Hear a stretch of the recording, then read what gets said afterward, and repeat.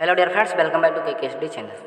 सो दोस्तों, आज के इस वीडियो में हम प्रकाश के अपवर्तन से रिलेटेड बहुत ही महत्वपूर्ण क्वेश्चंस के बारे में चर्चा करेंगे जो एग्ज़ाम में आने वाले हैं।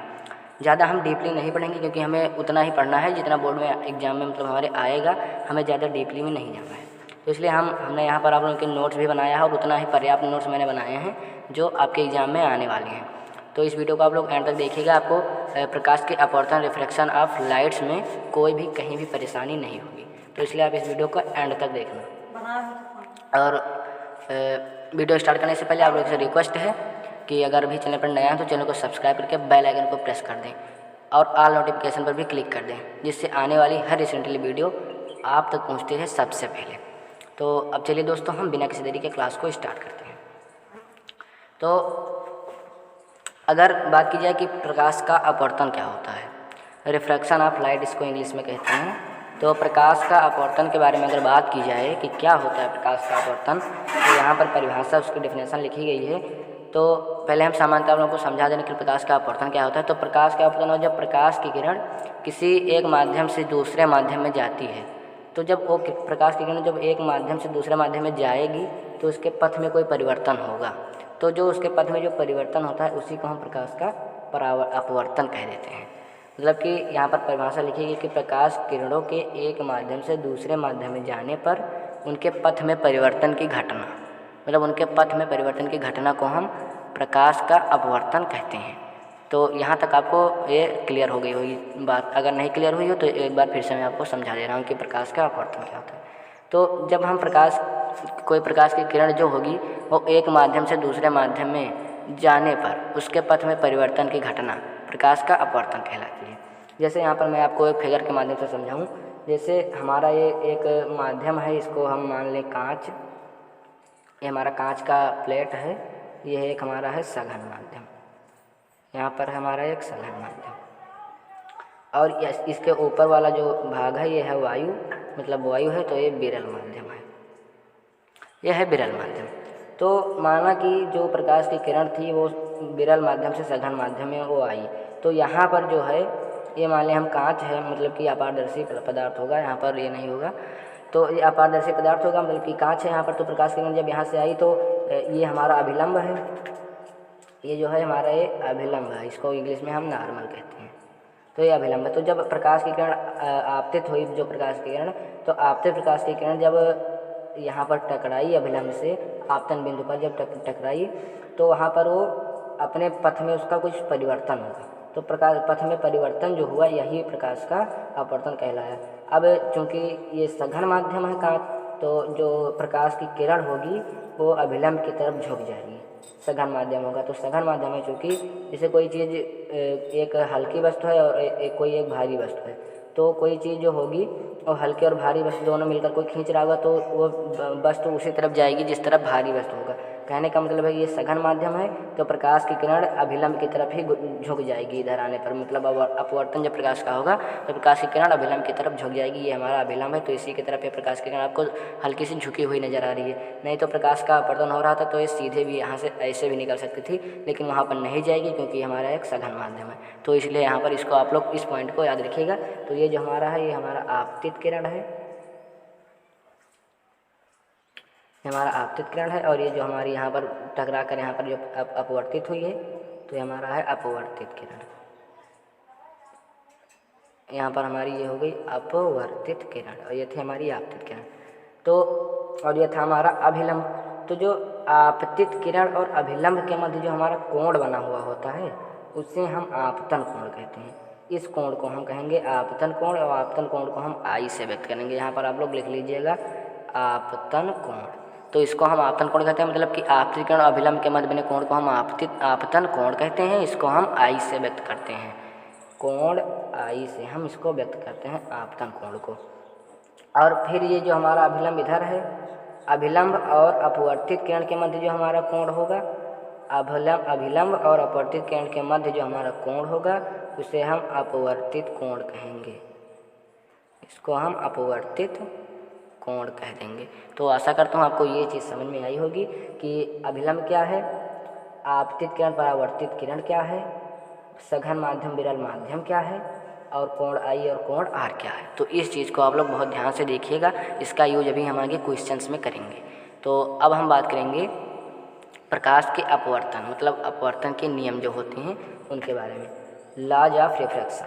तो अपवर्तन के यहाँ पर हमारे पास 2 नियम होते हैं और इस नियम को स्नेल साहब ने दिया था, तो इसलिए हम जो हमारे यहाँ पर दूसरा नियम है प्रकाश के अपवर्तन का, उसे हम स्नेल का नियम भी कहते हैं। तो पहले हम प्रकाश के प्रथम नियम के बारे, अपवर्तन के प्रथम नियम के बारे में, फर्स्ट लॉ के बारे में हम यहाँ पर जानेंगे कि फर्स्ट लॉ क्या होता है।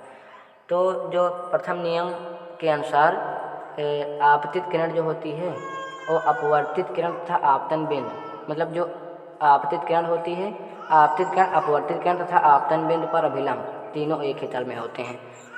आपतित किरण यहाँ पर आप लोग नोट कर ले, मैं बोले दे रहा हूँ, यहाँ पर मैं लिख भी दे रहा हूँ। जो आपतित किरण होती है, आपतित किरण, अपवर्तित किरण,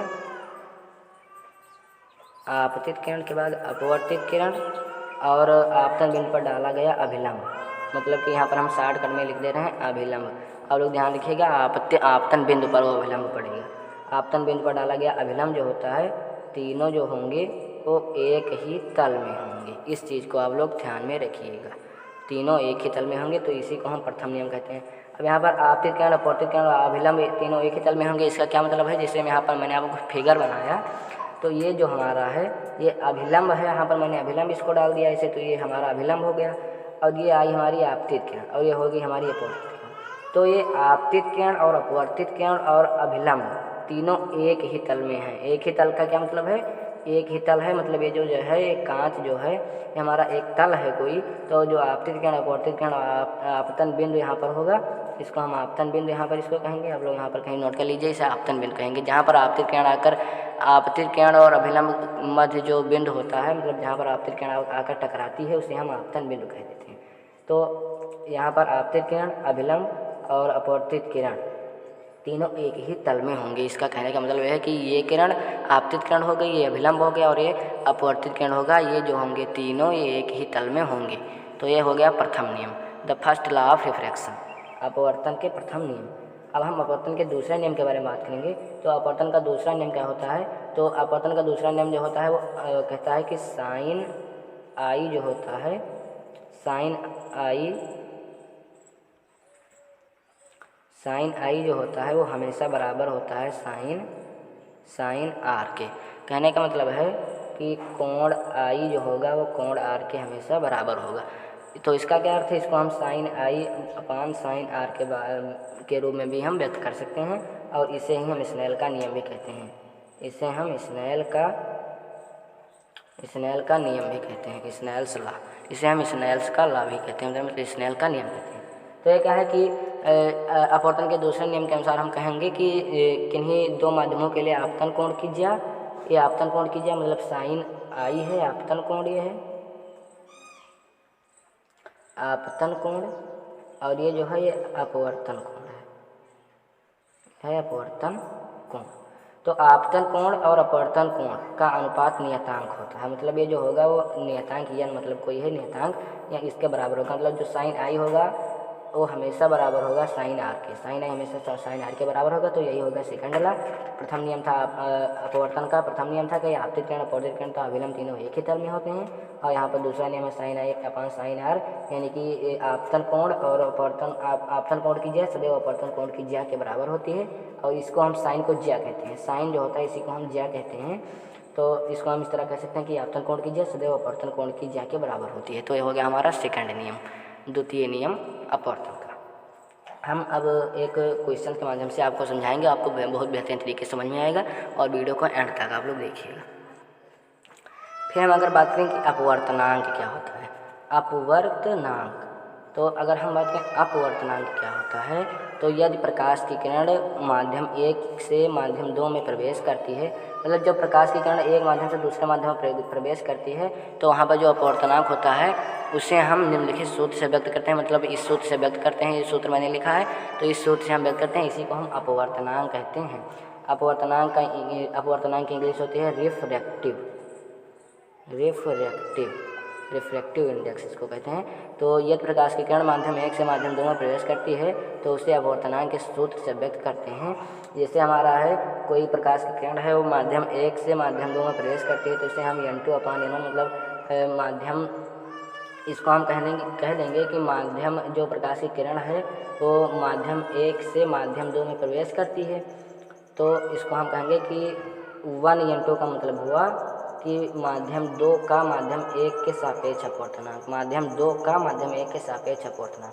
जैसे कहा जाए A का B के सापेक्ष अपवर्तनांक, कहा जाए A का B के सापेक्ष अपवर्तनांक, तो यहाँ पर ऐसे ही कहा गया है कि जो है माध्यम 2 का माध्यम 1 के सापेक्ष अपवर्तनांक। इसी तरह अगर कहा जाए A का B के सापेक्ष अपवर्तनांक तो हम B यहाँ पर लिख देंगे, n यहाँ पर लिख देंगे, A यहाँ पर लिख देंगे।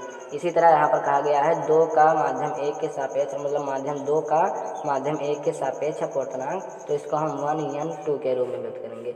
अगर का आ जाए, का को हम पहले लिखेंगे A का B के, मतलब A का B के, तो यहाँ पर का A के लिए प्रयुक्त हुआ है तो जिसके लिए का प्रयुक्त होगा वो n के बाद में लिखा जाएगा, और जिसके लिए के का प्रयोग होगा तो वहाँ पर उसको पहले लिख दिया जाएगा, n के पहले। तो यहाँ पर अक्सर कन्फ्यूजन होती है स्टूडेंट्स को, तो इस चीज़ को आप लोग याद रखिएगा। अगर कहा जाए A का B के सापेक्ष अपवर्तनांक तो हम BNA लिखेंगे, और अगर कहा जाए कि A के B का सापेक्ष अपवर्तनांक तो हम लिख देंगे ANB। तो इस चीज़ को आप लोग ध्यान में रखिएगा। तो अगर बात की जाए माध्यम 2 का माध्यम 1 के सापेक्ष अपवर्तनांक तो हम n2/n1 कर देंगे, मतलब इसको हम पलट देंगे। माध्यम 2 में जो होगा अपवर्तनांक और माध्यम 1 के अपवर्तनांक से हम जब भाग दे देंगे तो हमारा माध्यम 2 के सापेक्ष माध्यम 1 का अपवर्तनांक निकल आएगा। इसी को हम sin I/sin R के माध्यम से भी व्यक्त कर सकते हैं।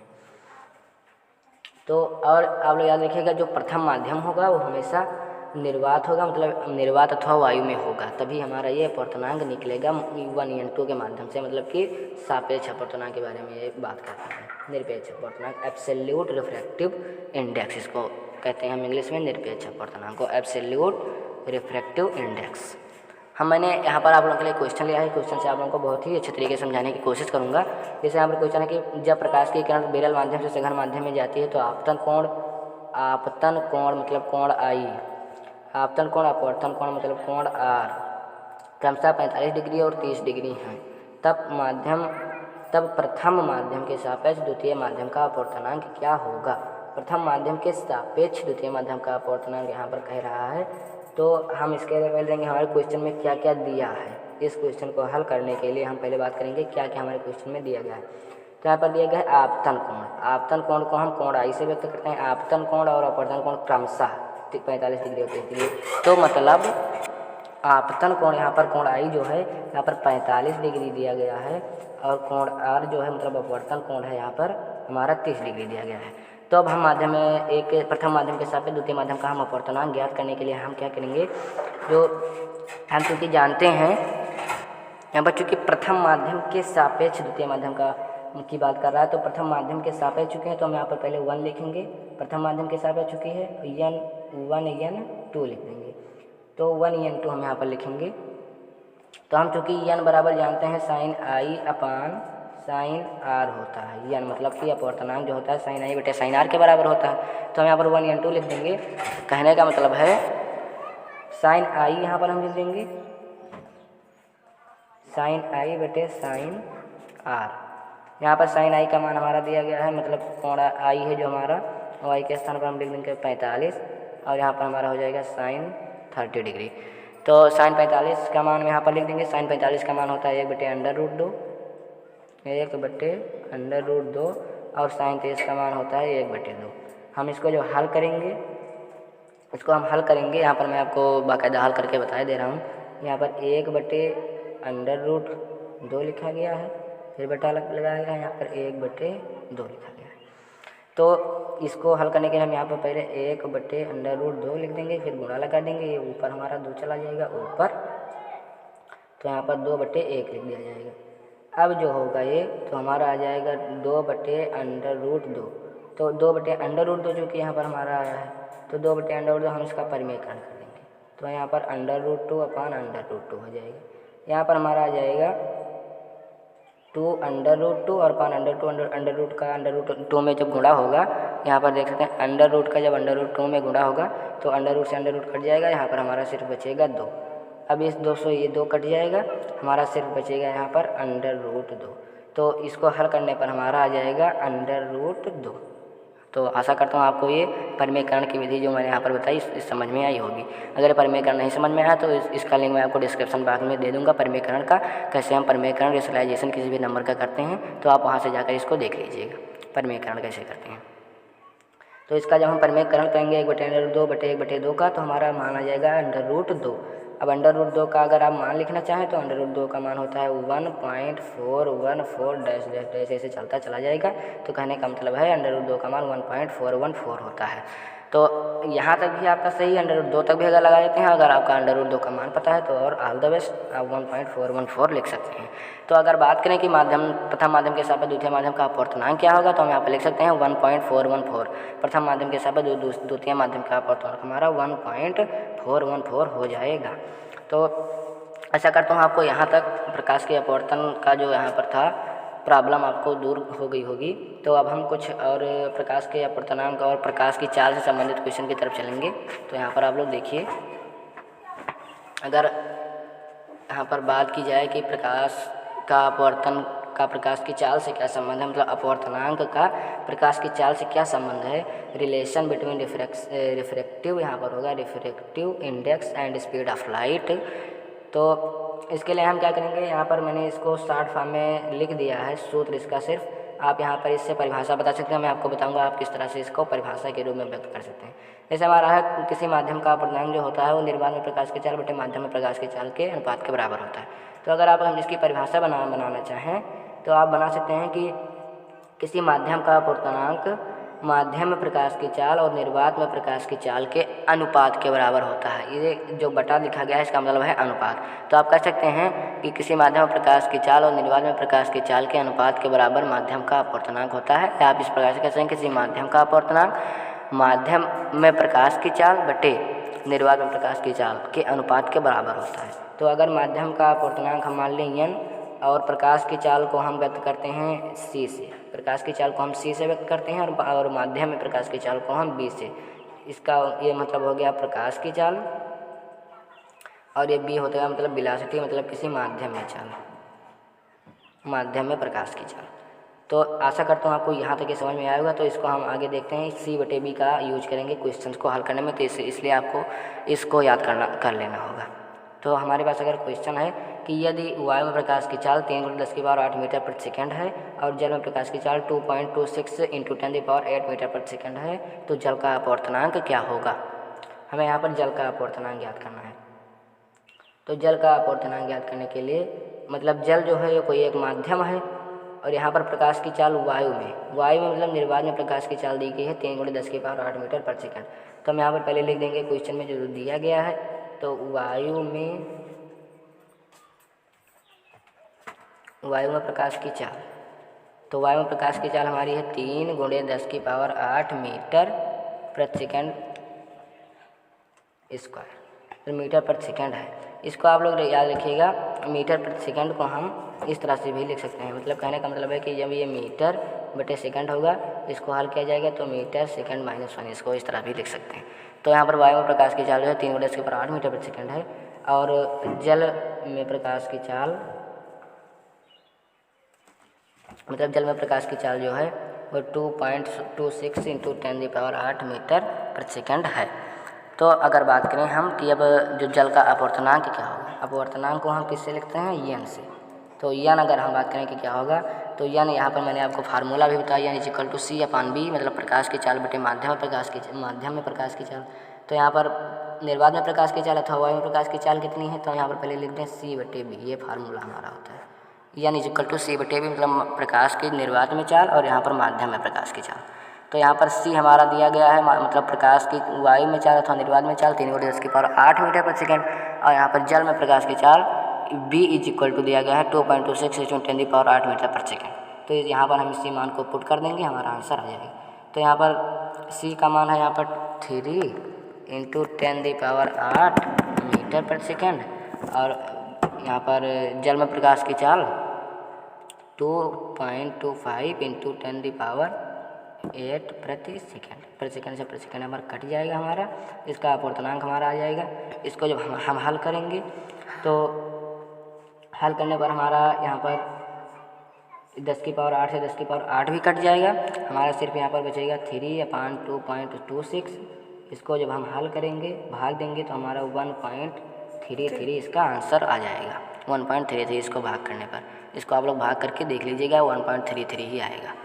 तो आशा करता हूँ आपको आज की क्लास समझ में आई होगी। यहाँ तक था हमारा प्रकाश की अपवर्तन से संबंधित बहुत ही महत्वपूर्ण क्वेश्चंस जो परीक्षा में पूछे जाएंगे। मैंने ज़्यादा डीपली यहाँ पर आज की क्लास नहीं ली है, क्योंकि मैंने सिर्फ वही क्वेश्चन लिए थे जो बोर्ड एग्जाम में पूछे जाने वाले हैं। ज़्यादा डीपली मैं इसीलिए नहीं गया था। तो आशा करता हूँ आपको ये क्लास आज की समझ में आई होगी। वीडियो देखने के लिए धन्यवाद। Thank you for watching and visiting in this channel. Subscribe